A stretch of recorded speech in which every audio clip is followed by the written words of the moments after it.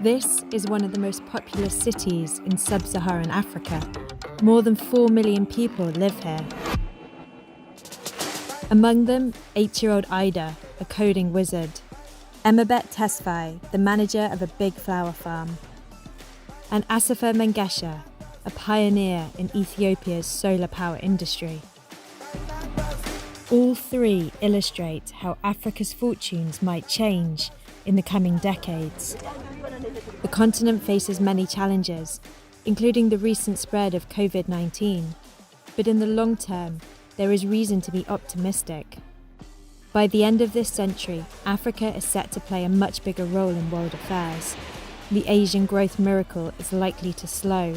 Africa's rapid rise could be next.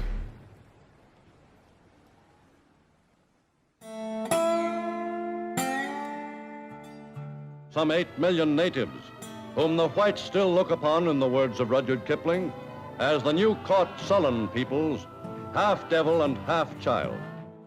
For hundreds of years, Africa was dismissed by much of the rest of the world. Today, Africa is too big to ignore.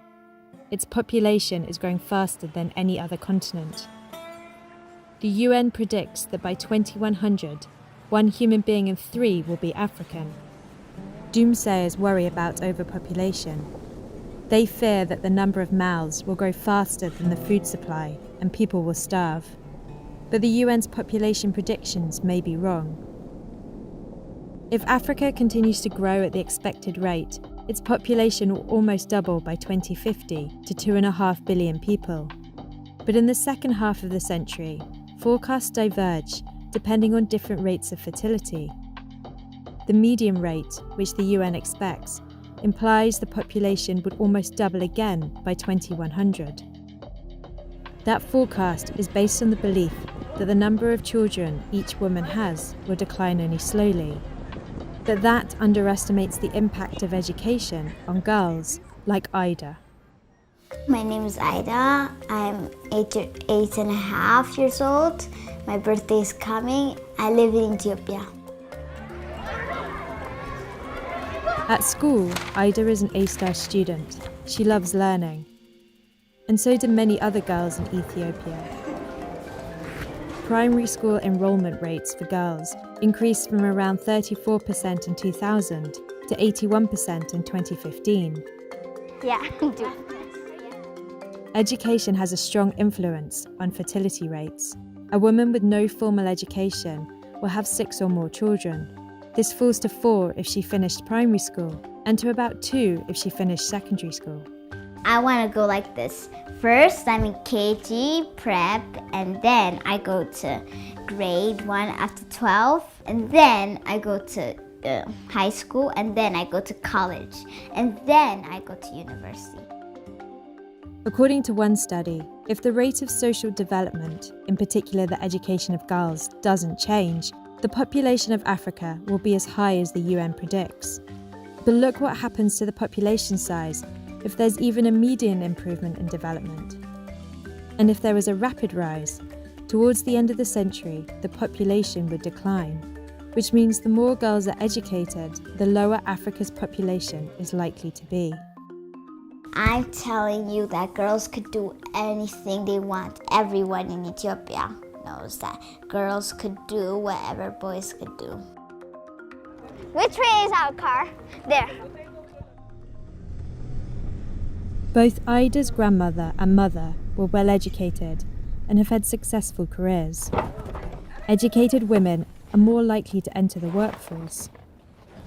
Despite being half of Africa's population, women generated just 33% of the continent's collective GDP in 2018. If women enter the workforce at the same rate as men, Africa could add 10% to its GDP over the next 5 years. Every game, she holds our shoulders and tic-tac at us.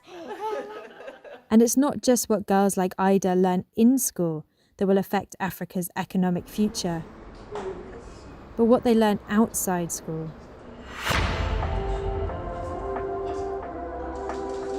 Ida is learning to code. How many sides? 6. Okay, so that's... My brother wanted to code at first. He told our mom, can we go to coding school? And then she said, okay, I'll sign it up. When we grow up, we could be wonderful coders. We can teach more people to code. ግን ስሜ ቤተልሔም ደሴ ይባላል። የአይኮክ ኤኒዋን ካን ኮድ እናንተ የምትማሩበት ፕሮጀክት ማናጀር ነኝ። ስለዚህ Ida's coding school was set up by Bettelhem Desi, who, like Ida, started coding at a very young age. on my 9th birthday, I asked my father for some money and he wouldn't give it to me. We made a deal that if I made any money on the computer that we had, I'd be able to use it to celebrate my birthday. I would pitch my services, which were basically editing their videos, installing some apps on their phones. I made about $90 that day. So I figured, okay, this is what I need to do. So that's when I first started coding. እና ደግሞ ስክራች አሁን ገና ስክራች እየተማረ Bettelhem is just 20 years old, but already has a clear vision for the future of Ethiopia's tech scene. Artificial intelligence, blockchain, and a lot of other things are happening around the world. This also will happen to us eventually. So we need to be ready more than ever. This generation needs to learn how to be smarter than the machines they're using, but also have the skills to really be in the job market in the next 5 to 10 years. Not everyone can code, however. To prosper, Africa needs to create all kinds of jobs.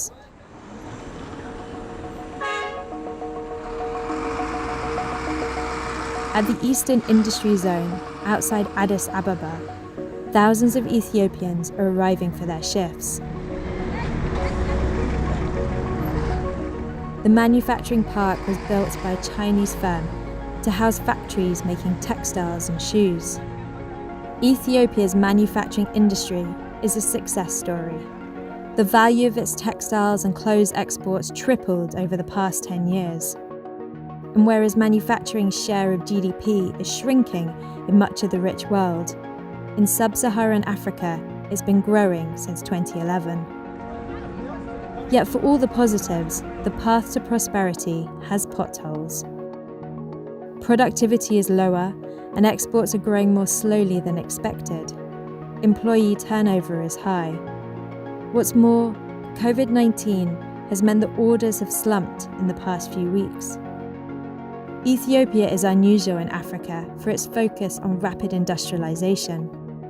Across the rest of the continent, there's been an expansion into what are known as industries without smokestacks, sectors such as tourism, IT, and flower farming. It's picking time at Ethiopia's Highland Flora Rose Farm, under the watchful eye of farm manager Emabet Tesfaye.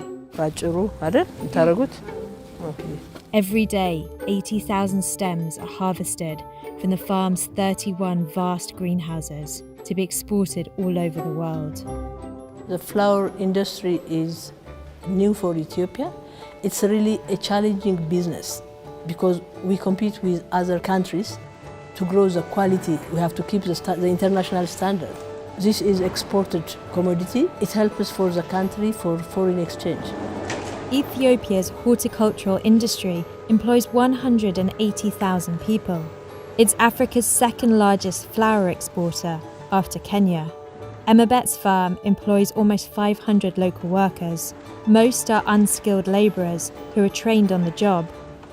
I think it's good for the community because if the industry is nearby to them, I think they get access to come and to work. Otherwise, it will be really very difficult for the workers just to live and survive. To help create jobs for their growing populations, African governments are faced with a decision. Lilas spider mite, bekta. Some think the quickest path out of poverty is to copy China, to industrialize rapidly, giving workers jobs in factories. Others reason that since China already dominates manufacturing, the best bet is to do something else. Some see opportunities in services, such as IT, and industries without smokestacks, such as horticulture. Regardless of the route Africans take, they need to invest in technology.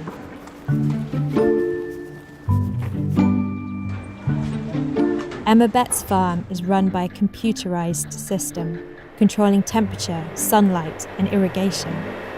How many waters you give per day? In total, per hectare is around 40 meter cube of water. This is smart agriculture. Ideas like this need to spread.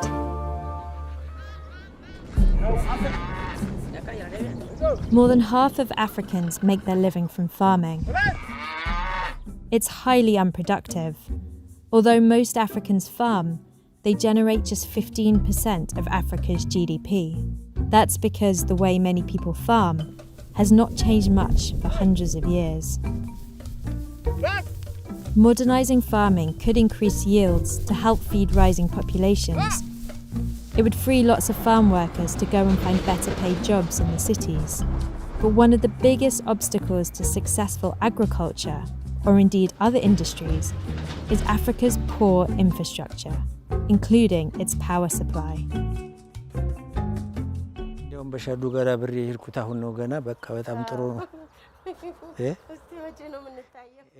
In a compound outside Addis Ababa, Bashadu is showing off her public shower. ሁለተኛ ይሄን ሁሉ ጊዜ እንትን ይልልሻል ምን ታረጋለሽ ወዲ ተወስጂና ከዛ እንደገና መልሰሽ ደግሞ ወደዛ ተወስጂዋለሽ Ethiopia, like many African countries, is beset by chronic electricity shortages.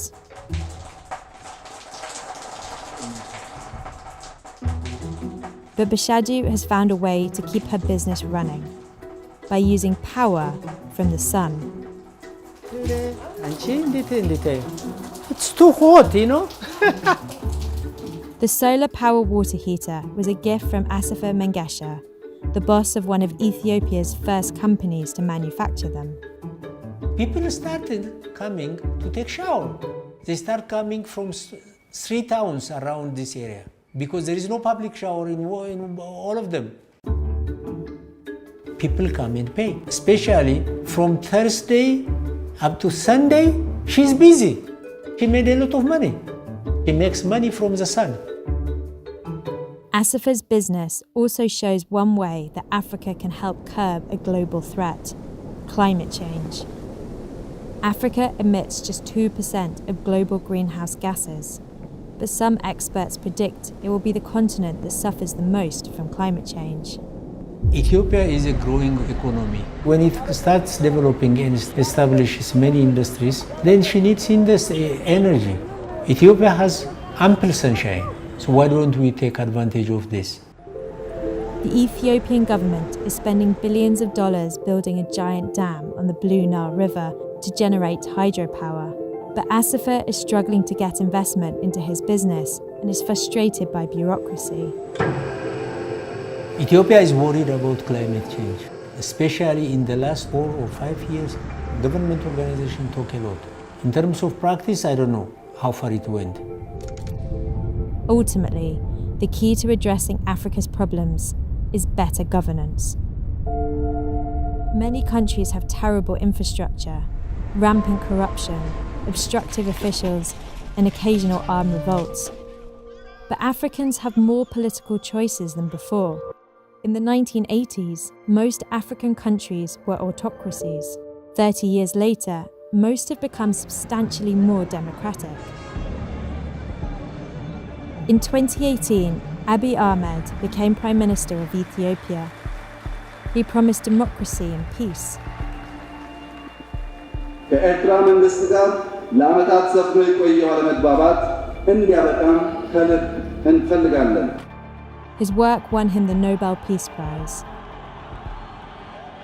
Yet, while all this points to a more open Ethiopia, the country could still be torn apart by ethnic uprisings.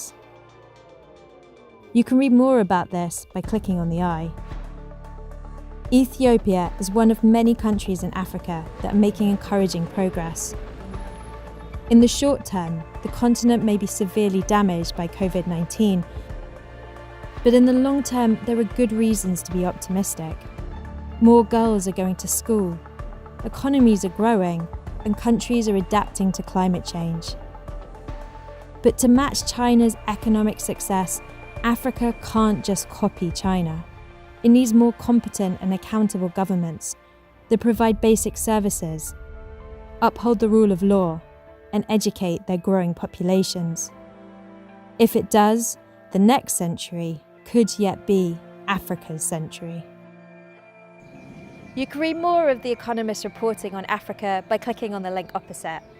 That will take you to the special report on Africa's future, as well as our ongoing coverage on Africa and COVID-19. Don't forget to like and subscribe to our channel, and thanks so much for watching.